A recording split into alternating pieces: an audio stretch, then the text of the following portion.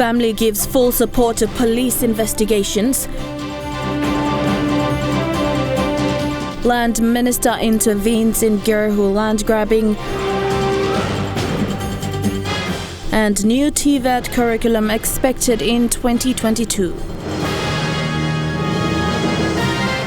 This is National EMTV News with Helen Seah. Good evening and thanks for joining us for Saturday's news. Following the recent multiple killings along the Hiritano Highway, which left 3 dead, the immediate family of the deceased have come out to air their support for investigations into the killings. EMTV spoke to the family lawyer, who said the family will be petitioning the Central MPs to step in to assist with repatriation of the deceased. Annette Cora reports.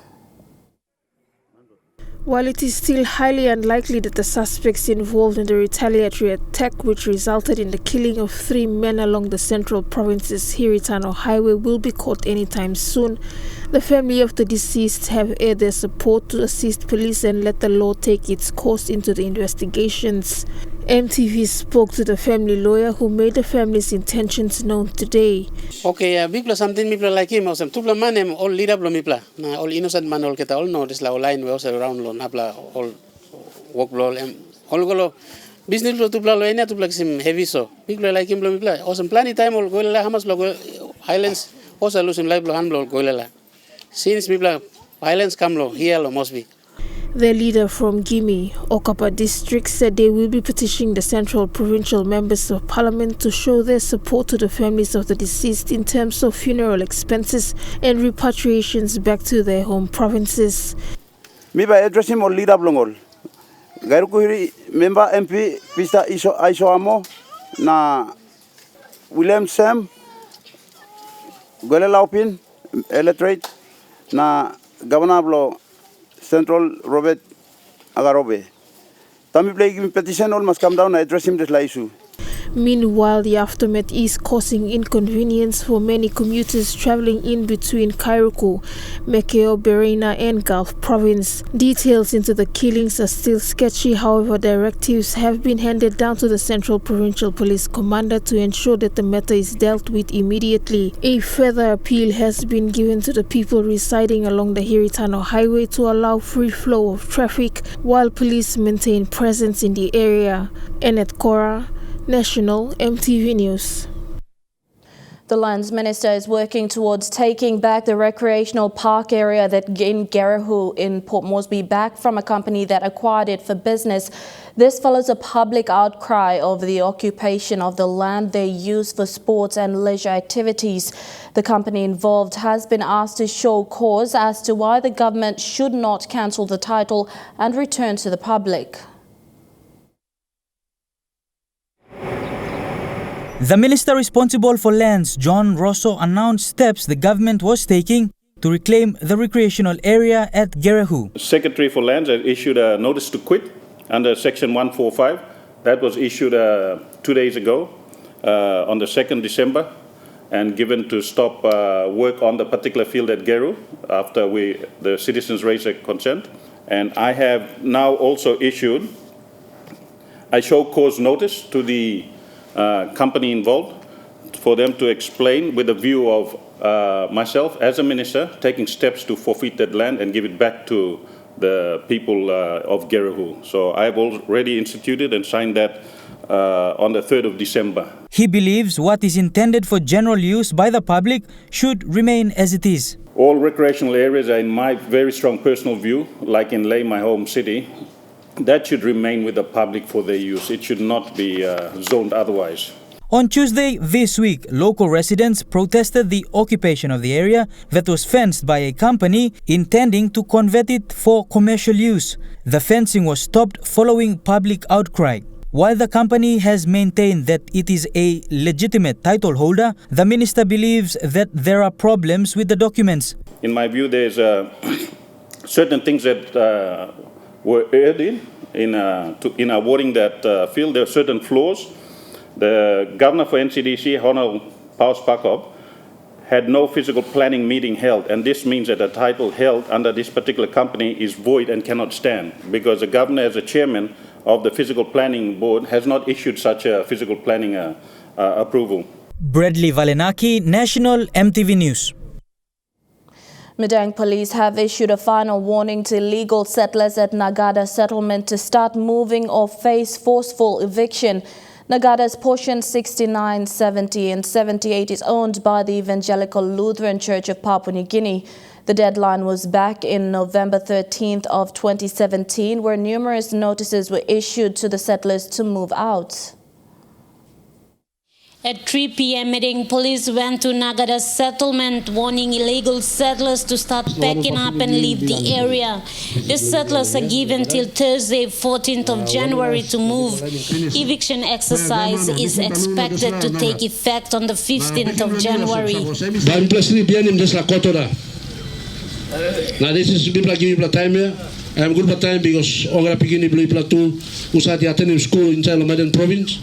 I'm all about school too. So I'm holiday time, so you can work arrangement 1.5 you pagolong you want to begin to now education or school 1.5 or school so we must come to Tokila libra sem.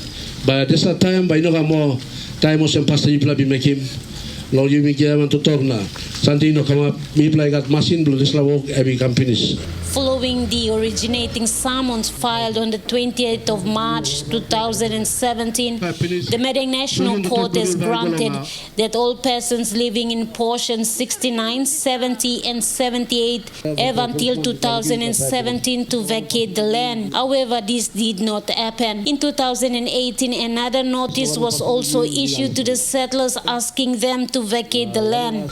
Now, me must appeal to please, you know, you start work now. Long packing group you now you must move. Suppose you second the statutory me, now you start at the date me making come up by solely Deus. By Palino give on more chance. Masa Luis, National EMTV News, Madang. China has pledged support to facilitate the return of students from Pacific Island countries who were repatriated back to their countries during the height of the COVID-19 pandemic back to China to resume studies, this including Papua New Guinea students. China making this commitment during the second Vice Ministerial Special Meeting on COVID-19 held virtually last month with 10 Pacific Island countries with diplomatic relations. In March this year, nearly 100 students from China were assisted to return to PNG in a joint effort by both countries, with many more students making their own way to PNG before countries around the globe closed borders. China also pledging to make available COVID-19 vaccine to Pacific Island countries once it is developed. However, for PNG, this is subject to the approval of the PNG Medical Board. The meeting also acknowledged the leadership role of the World Health Organization in coordinating the global response to COVID-19 and reaffirmed their opposition to any attempt of stigmatization, politicizing or mislabeling the pandemic. You're watching National EMTV News. We'll have more stories after these messages. Stay with us.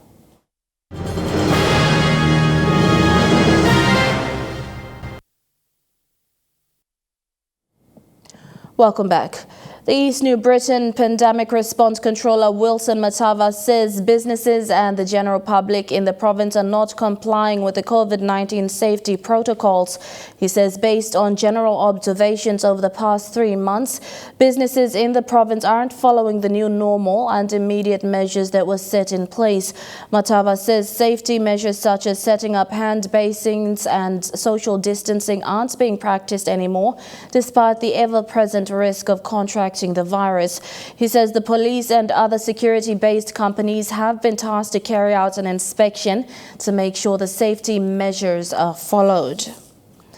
Meanwhile, the Provincial Control Centre in East New Britain has temporarily stopped the entry of travellers from West New Britain into the province. This includes vehicles using the New Britain Highway, ships and boats that are travelling out of Biala. However, members of the travelling public who intend to travel to West New Britain will need to get clearance from the Provincial Control Centre prior to their travel. This comes following a reported positive COVID-19 case in West New Britain province this week. The Control Control Center has also warned that anyone found breaching these measures will be penalized under the National Pandemic Act. The temporary closure will be effective until December 16th. With the government's emphasis on improving technical vocational education training in the country, there are plans to introduce a new TVET curriculum for the country. The reform TVET curriculum will be taught in all TVET institutions in the country to ensure students are better trained with improved training facilities. The national TVET curriculum will be introduced in 2022. Speaking during the commissioning of TVET facilities at Morata TVET Center recently, a representative from the Education Department's TVET division highlighted plans to improve TVET training programs, and that is to introduce a new national TVET curriculum to help improve TVET training in the country. You mean now got this national TVET curriculum long Papua New Guinea. MIPLA is like implementing by 2022. Plenty of teacher yawe, plenty of line long department yawe, plenty of provinces now long Papua New Guinea yawe long display. Over the years, TVET facilities have deteriorated, resulting in companies losing trust in PNG nationals. These are companies employing expatriates, and this is because of weak TVET curriculums being used in TVET institutions. Curriculum blomipla long TVET and weak. Curriculum blomipla long world all in recognizing. Long Papua New Guinea all company blomipla all in recognize him. Training him conduct him inside long all vocational schools blomipla, technical business colleges blomipla, and even polytechnics. Why? Because you may not been got one national TVET curriculum. To ensure the new curriculum is fully implemented, there is a need for qualified teachers to teach trade programs. There is also a need for better TVET facilities like workshops, tools and equipment, and it will be an expensive exercise. Capacities minimal. Teacher must be highly qualified and skilled. Long teaching one trade program or course. Classroom na workshop and master. Tools and equipment beginning by Xim Longan and master. To help build better learning facilities at TVET institutions, the Education Department has partnered with the European Union to roll out the Human Resource Development Program Phase 2. Under this program, 10 TVET institutions have been identified, and with funding from the European Development Fund, better facilities are built in these institutions. So, we will identify which programs na courses by teaching, which programs na courses by ECC. Suppose all no meeting this kind requirement or standards people say behind him, ECC over the next couple of 1 or 2 years people build up. Now making sure that capacities people start long order and then people delivering more programs. Rayon Lakingu, National MTV News. National MTV News continues with stories making headlines overseas after the break. Stay with us.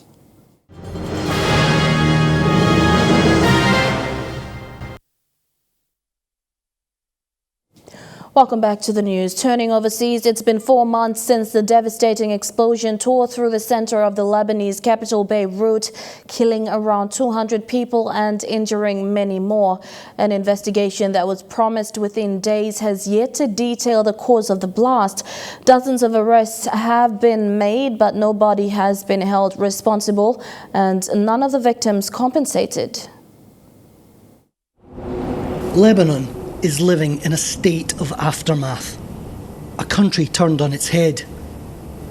This was its only cruise ship, the Orient Queen. 4 months ago, it took the full force of the explosion at the port. Only the crew was on board. They watched as a warehouse fire took hold, not knowing what was to come.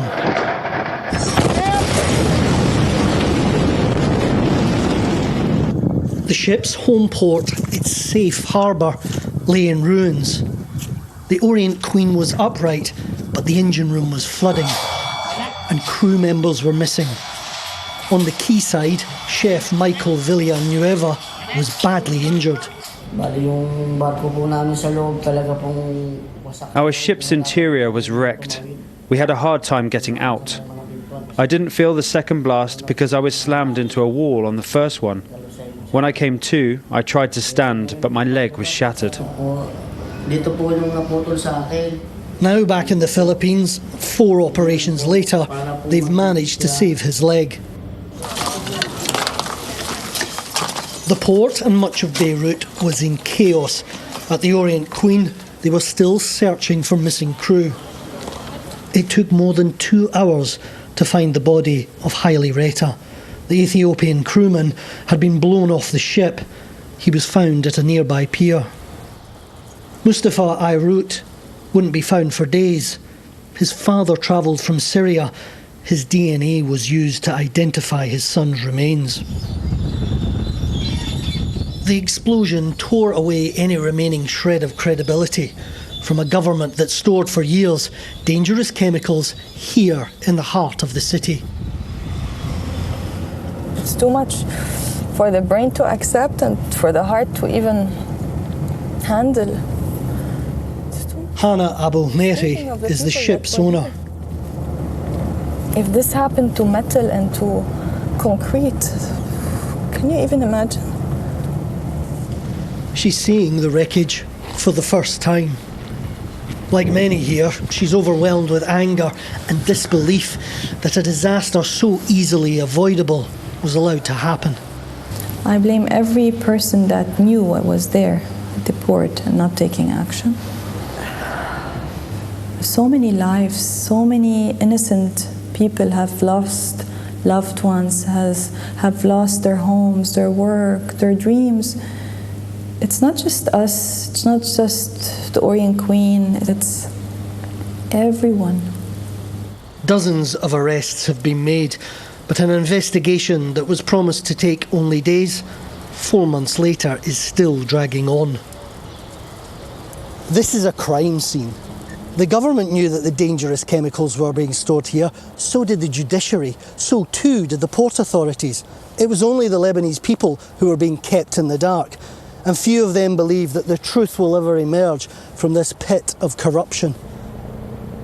The Orient Queen is lost. She'll never sail again, and the reputation of the authorities that allowed this to happen is beyond salvage. The UK denies any corners were cut in its rapid approval of the COVID-19 vaccine. It comes after US infectious diseases chief Dr. Anthony Fauci appeared to question the UK's approach. Time ago, the UK was the only country to approve the Pfizer-BioNTech vaccine. A short time ago, Bahrain joined that list, but this vaccine is desperately needed. Europe and the United States in particular are suffering, and officials there have been getting questions about why the UK is approving this when their officials aren't. And the US's top infectious diseases expert, Dr. Anthony Fauci, was asked about this. He says that he thought the UK had moved fast and that the regulators perhaps hadn't applied the same deep scrutiny that the US might have. He didn't mean it, he says, as a criticism, but it was taken as a criticism here. And Dr. Fauci has then gone on TV again to apologise and say that he feels bad about the way that his comments were perceived. Sat down in front of the TV with a British TV station, and the first thing they said was, we beat you guys. We beat the Americans to the punch. And I kind of reacted back at him, what I think I probably should not have done. But when I got back on BBC, I explained that was taken out of context. No, the Brits are good. They know what they're doing. I mean, they're really pros. So that was just not really what I meant.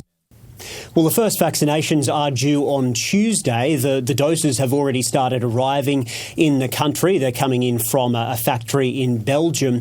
The UK government says that it expects about 800,000 doses will be available next week, but there is some uncertainty over the number of doses that will be available over the coming weeks. Initially, they'll all be going to hospitals, and that's where they're going to be doing the initial vaccinations, frontline health workers and elderly people in hospital.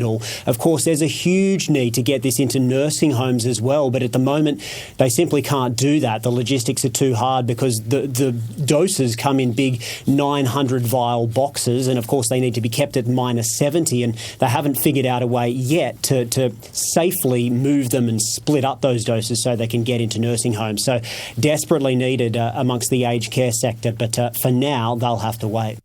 I think there is a sense that now that we have this news that people might let down their guard. The UK government, for its part, is reminding people that, yes, while vaccinations might start next week, it's going to be months before the bulk of the population gets a chance to be vaccinated.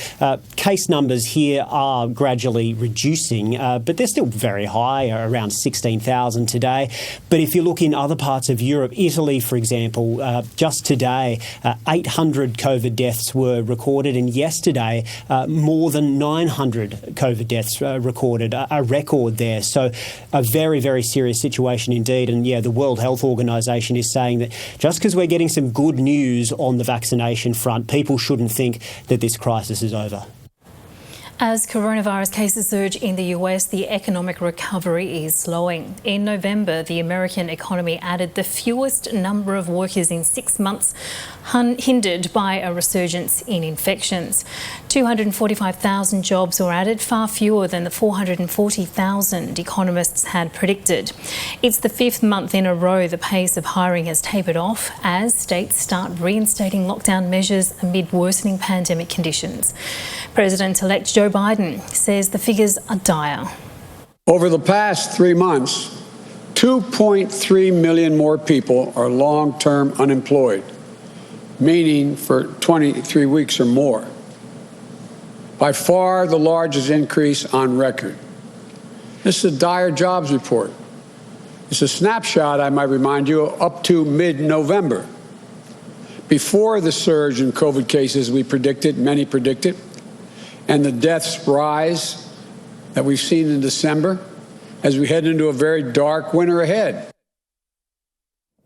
The U.S. has suffered its deadliest day yet in the COVID-19 pandemic, with more than 2,800 people dying with the virus. Americans are now being urged to wear masks where they go, as hard-hit hospitals say they don't have enough doctors and nurses to deal with the influx of patients. Tonight, bracing for the worst of the pandemic, the CDC warning in a new report the U.S. has entered a phase of high-level transmission. We have not yet seen the post-Thanksgiving peak.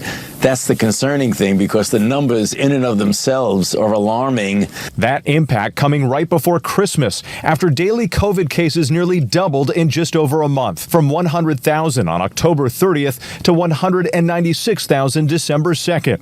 And COVID-19 may be the leading cause of reported deaths in the U.S. this week, according to a projection at the University of Washington, topping heart disease and lung cancer. Many hospitals on the brink. You can have a huge hospital, but if you don't have the manpower, I cannot save your life. Josefina Larios, a nurse manager in Santa Clara County, California, worries there are not enough doctors, nurses, or beds to treat the sick. We're running out of ICU beds. We know that once you go to ICU, your chances are minimal. A lot of the healthcare providers I'm talking to are describing it really as a tidal wave of patients. The CDC is out with a new warning urging universal mask use. That means always wearing a mask indoors whenever you leave your home, and sometimes in your own home if someone there may have been exposed. Chuka Sports is next. Fidli Sukina will join you after the break.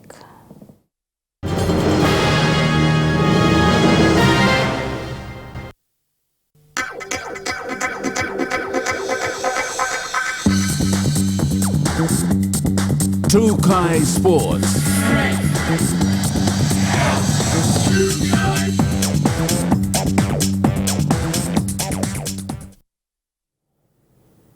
Good night and welcome to Chuka Sports. Simbu Province has sent a young team consisting mostly of junior athletes to the PNG Air National Track and Field Athletics Championships here in Port Moresby. The young team hoping to perform well in the middle and long distance races. Sports reporter Huxley Lovai caught up with the team at the Sir John Guy Stadium. The Simbu Province is represented at the PNG Air National Track and Field Championships by the Kundiawa Gambok District Athletics team, consisting almost entirely of junior athletes who will be participating in middle to long distance track events. The team now may come and Kundiawa Gambok, proudly sponsored by the Kundiawa Gambok member, MP William Go.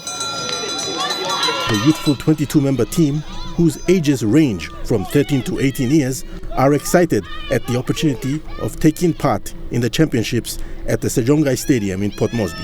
First event by 800 under 18.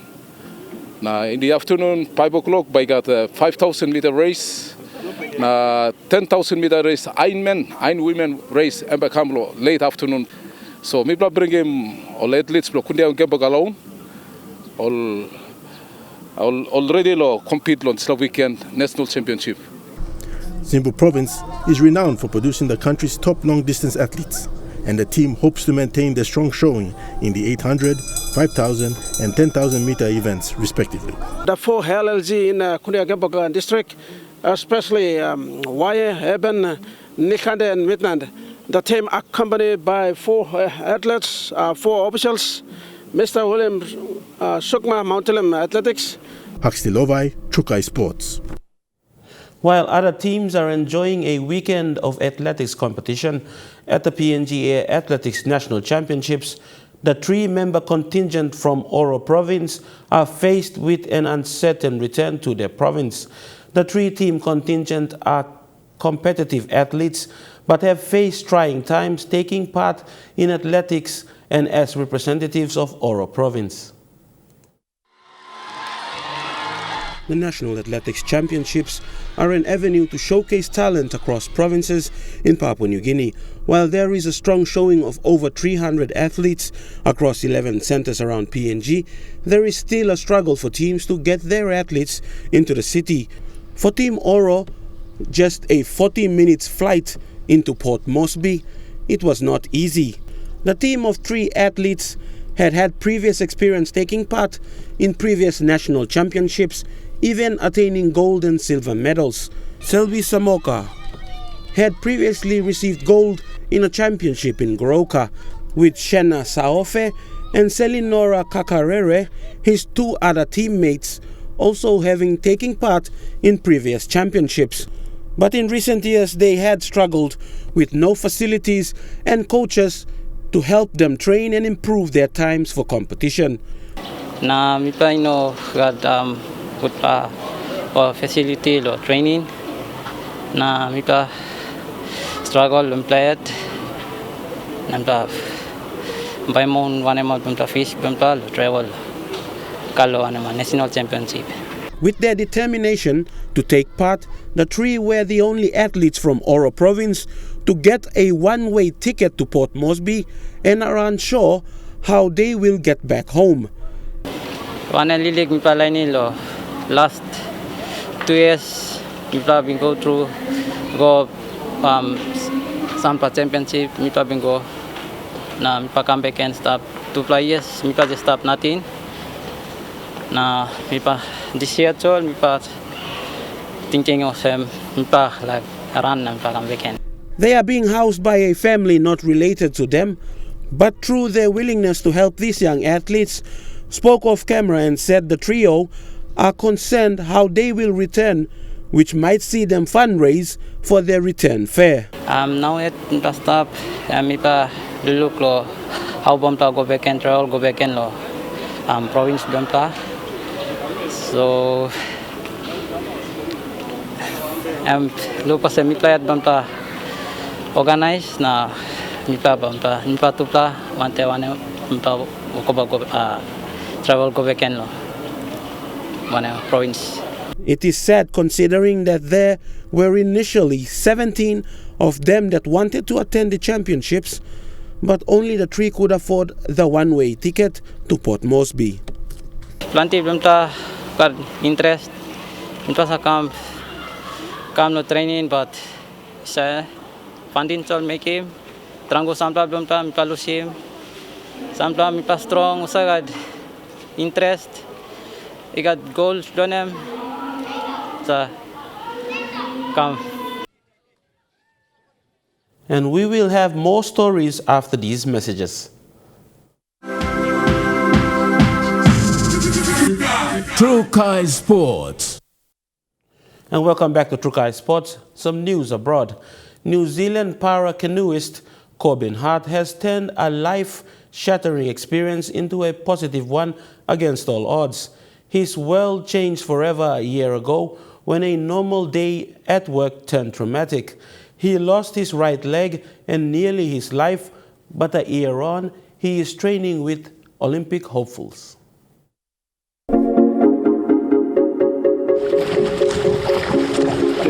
Corbin Hart's pure physical power is obvious, but behind that beats a mental strength taking him on a powerful journey. Just because I've lost a leg doesn't mean I haven't lost a life.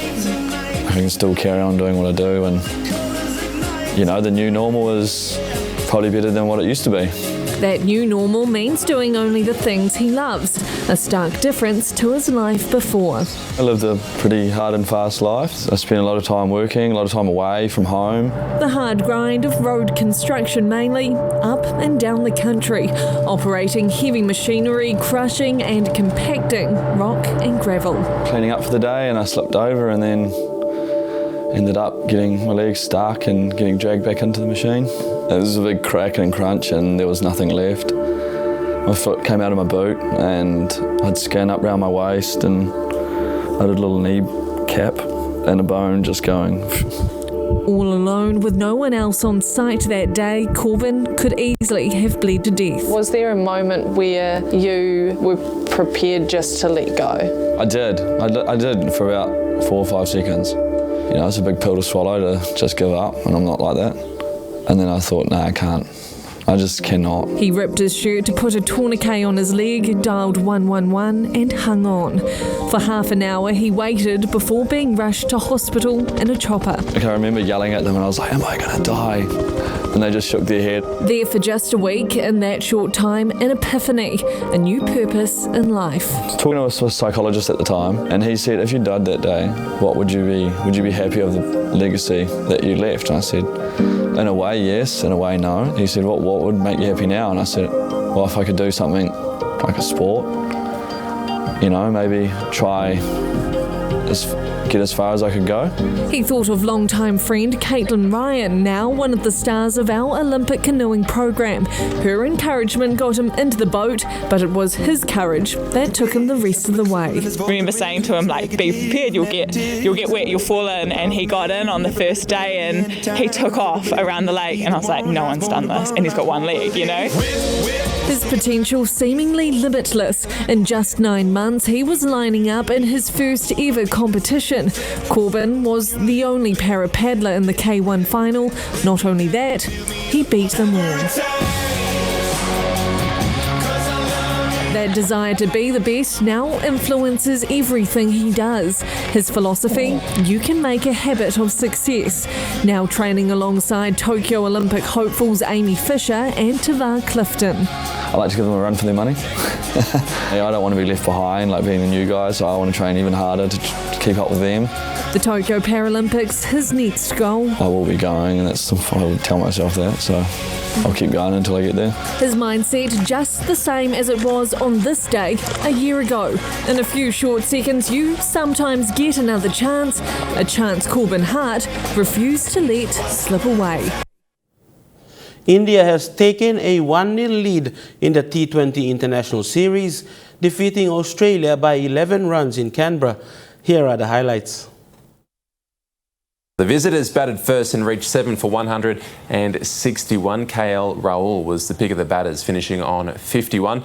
Ravindra Jadeja managed 44 not out, but was controversially replaced by the concussion rule for Australia's time at the crease after taking a blow to the head late in his innings. His replacement, Yuzvendra Chahal, then dominated the Australian batsman, finishing with figures of 3 for 25. The hosts could only manage 7 for 150 from their 20 overs. The second game of the 3-match series takes place in Sydney tomorrow.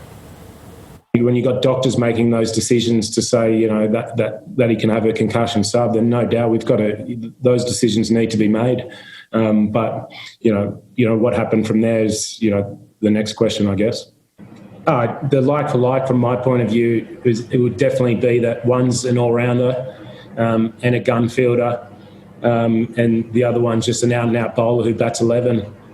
So that's the only thing from my point of view. It had nothing to do with, you know, for the question that I asked, has nothing to do with his hammy. The Australian women's cricket team have won yet another award. The world champions have won the prestigious Don Award for their performance at this year's T20 World Cup. The award is given to a sportsperson or team that have had the biggest cultural impact through their efforts. The side are the first cricketers to claim the award since 2007, when Shane Warne and Glenn McGrath were joint winners following their retirement from Test cricket. Australia captain Meg Lanning said the team was thrilled to win the award, but already looking towards their next challenge.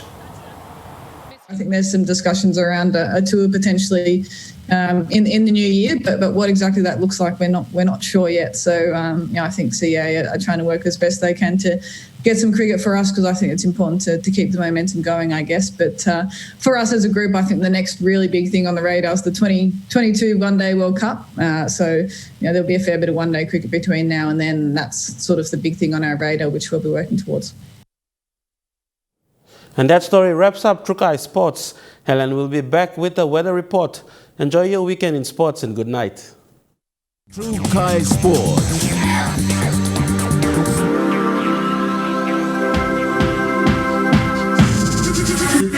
Trukai Sports.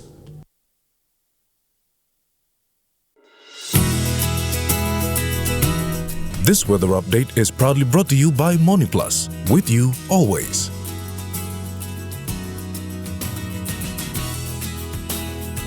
A look at the weather forecast for this afternoon and tonight in the southern region. Fine, partly cloudy weather with evening thundery showers in Port Moresby. Partly cloudy with a few showers in Daru. Thundery showers in Kerma and a few showers in Alotau. Mostly fine, though partly cloudy with a few evening showers in Popondetta. In the Mamasa region, mostly fine weather, though partly cloudy with evening showers in Leh. Mostly fine, partly cloudy with evening shower or two in Midang. Mostly fine, though partly cloudy in Wewak. And partly cloudy with evening thundery showers in Vanimore. In the New Guinea Islands region, mostly fine, partly cloudy in Lorengau. A few rain showers and thunder in Kavieng. Partly cloudy with evening thundery showers in Kokopo and Rabaul. And rain showers and thunderstorms easing in Kimbe and Buka. And in the Highlands region, mostly fine, though partly cloudy with rain drizzles right across the region in Mount Hagen, Goroka, Kundiawa, Mendi and Wabag. Forecast for small crafts for the next 24 hours. Waters of southern PNG Indonesian border through Torres Strait to Daru to Kiwai Islands to Kerama, Tuyul Island and Hood Point to Samari Island, seas of 1 to 2.5 meters. Waters of eastern and western Milne Bay Islands, seas of 0.5 to 2 meters. Waters of Samari Island to East Cape to Cape Vogel through Huon Gulf to Finschhafen. With waters of Finschhafen through Vitiaz and Dampier Straits to CRC and Long Islands. With waters of Long Island to Karkar Island to Wewak to Aitape to the northern PNG Indonesian border, including waters of Manus and its western group of islands, and with waters of New Ireland to Bougainville and waters of East and West New Britain, seas of 0.5 to 1.3 meters.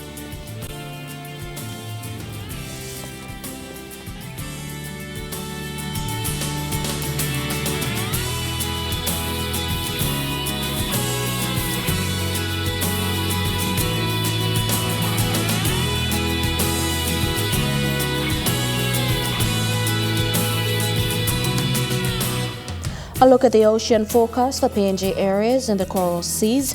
Seas moderate to rough with east to southeasterly winds at 20 to 30 knots.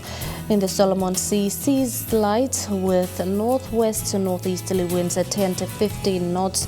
In the Bismarck Sea, seas light with northeasterly winds to east at 10 to 15 knots. And in the Pacific Ocean, seas light with north to northeast winds at 10 to 15 knots.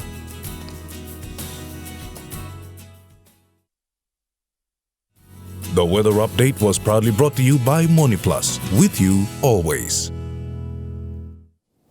And that's been the news, sport and weather for Saturday, 5th of December 2020.